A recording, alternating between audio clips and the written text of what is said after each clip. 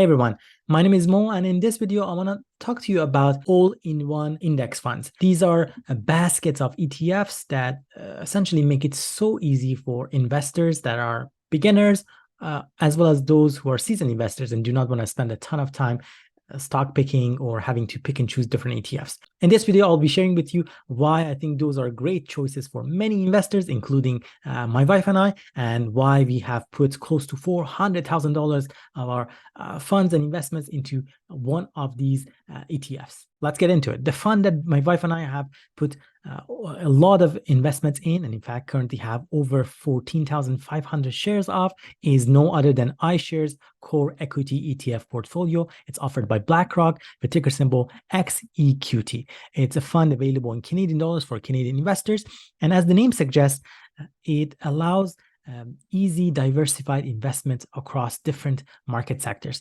Through XEQT, we get exposure to US stock market, to Canadian stock market, to international markets, as well as emerging markets. All of that for a very decent low management expense ratio. The MER for XEQT is only at 0.20%. So let me just quickly hover over. The management expense ratio overall is 0.20%, and this is all in. XEQT consists of a number of other underlying holdings. In fact, this is a fund that consists of other funds beneath it as part of its underlying holding. Mainly, it consists of ITOT, which has, through this, it gives exposure to the total US stock market.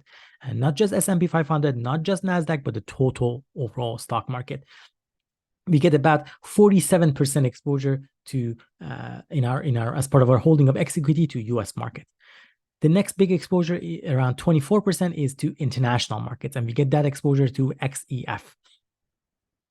Next, we get also around 24% exposure to Canadian markets, and it's done to XIC. And lastly, we get about 5% exposure to emerging markets, and it's done through XEC. Now, I want to be clear. These are the underlying holding, which means you don't need to actually buy any of these ones separately. In fact, just through the fact of buying XEQT, you're already getting exposure to all of those different market sectors through those underlying holdings. Make it super simple for investors to buy and hold on to one reliable, high quality, low cost index fund. With XEQT, as the name suggests, it has its EQT or equity in it. 100% of your exposure is to the stock market. Hence, it might be a little bit more risky compared to, let's say, other funds that have some exposure to bond or fixed income. And we're going to get into that. I'm going to share a few of those examples for investors who may not want to get 100% exposure to stock market. But let's look into XEQT a little bit further. It has been incepted since August 7th of 2019. The fund is eligible for dividend reinvestment plan. It does its distributions or dividend distributions on a quarterly basis. It does pay it out on a quarterly basis. Currently, with the yield hovering around that 3% mark. The holdings, we talked about it, but if you look at the aggregate underlying holding, if we look at it, what type of companies account on top of the list, no surprise, this is a lot of times based on, of course, market weight and market capitalization. Apple is your biggest holding. About 3% of your exposure is to Apple. Following that, we get exposure to Microsoft, Royal Bank of Canada, Amazon, Toronto Dominion Bank, NVIDIA, Canadian Pacific, Kansas City Limited, Alphabet, Class A, Enbridge, and Canadian Natural Resources. These are your top 10 holdings. If you're interested to see your entire holdings, which is over 9,700 different companies and businesses, you can simply just click show more or go one page by page. It also gives you an option to download the data, download the holdings in one file. And I believe it's in CSV format, and you can slice and dice the data the way that you want. The way that we talked about it, you get that broad market diversification. You get exposure to Canada, US, you get exposure to different countries in emerging markets and international markets. The breakdown is shown here by countries, not just by the region that you're seeing here.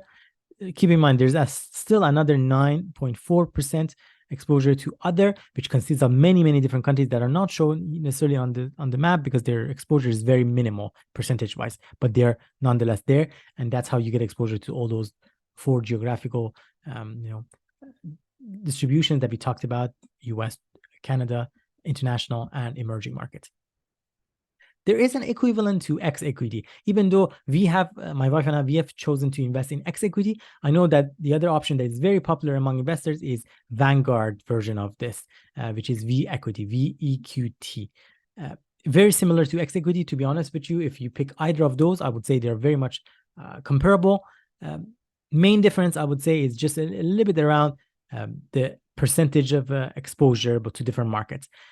If you recall, with XEQT, you had about, I believe, 46 to 47% exposure to the US market. Here, we are looking at hovering around that 44%. As for exposure to Canada, here you have a little bit higher exposure at close to 30%. You also have around 19% exposure to international markets and around 7% exposure to emerging markets. Some of those percentage points are different between XEQT and VEQT, but ultimately, in terms of returns, very much comparable over the long span of time. With VEQT, you're getting exposure to over 13,600 different companies, which makes it a perfect diversified portfolio holding to add to your portfolio. And in fact, in many cases, for many investors, this could be your sole investment option. You don't have to add anything else. You're already getting a diversified exposure. The fee for Vanguard All Equity ETF Portfolio is slightly higher. The MER is at 0.24 compared to the 0.20 that we saw for XEQT. Keep that in mind. And just because we talked about the returns, I want to show you, based on the market price for VEQT, how has the return been. This is the return, if you look at it, as of the end of July 2023. Year-to-date return was up 12.7%.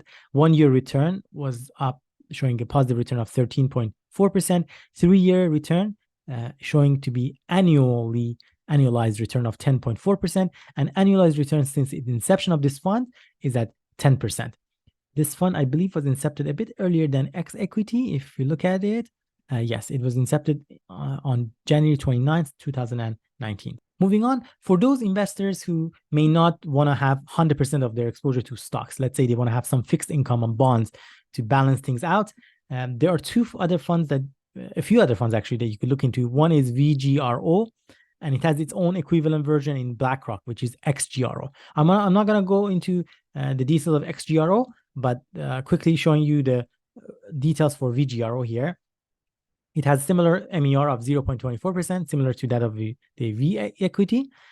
Similar distribution as well, frequency, which is quarterly, and the 12-month yield currently showing to be at 2%. With VGRO, it was incepted a bit earlier, about a year earlier than the VEQT. It was incepted back on January 25th of 2018.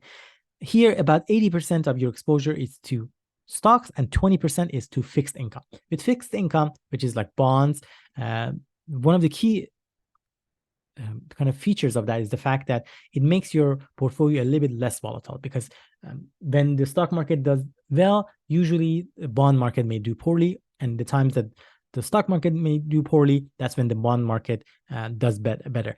By having some exposure to the bond market, it reduces overall the volatility of your account and your portfolio. Hence, it might be more desirable for those folks who are getting closer to retirement ages and do not want to see massive drops in the value of their investments. Through VGRO, you're getting exposure to 13,000 plus companies, but you also get exposure to 18,000 plus different type of bonds. That just is a unique factor about this. The exposure in terms of the stock is 36% to US stock market, total US stock market, about 24% to Canadian market in stocks, for around 16% to international markets, and you get around 6% to emerging markets. The remaining 20% or so is divided between Canadian aggregate bond, US aggregate bond here about 4%, and Vanguard global bonds excluding US around 4%.